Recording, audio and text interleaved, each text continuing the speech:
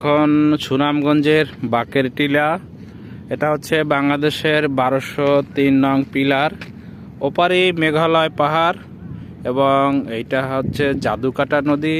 এখানে প্রচুর মানুষ কয়লা সংগ্রহ করে, পাথর সংগ্রহ করে পাহাড়ের ঢল থেকে বেয়ে আসা সেগুলো।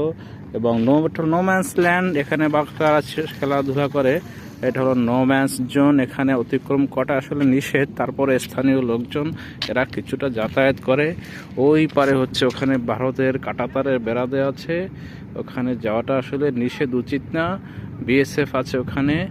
বাংলাদেশের অংশে কোনো কাঁটাতারের বেড়া নেই, কিন্তু অনেকগুলো পাহাড় দেখা যাচ্ছে, বড় বড় পাহাড়। ওটা হচ্ছে ভারতের মেঘালয় রাজ্যের মেঘালয়ের পাহাড়গুলো, পাহাড় ঘেঁষা।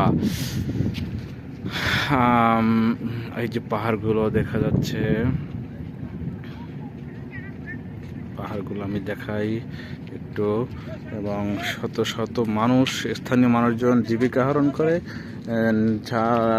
কয়লার সংগ্রহ করে। আমি একটু যদি দেখাই এখানে জুম করে, অনেক মিটার, আমি 300 মিটার উঁচুতে আছি, 300 থেকে 400 মিটার উঁচুতে এই যে কয়লার সংগ্রহ করতেছে এখানে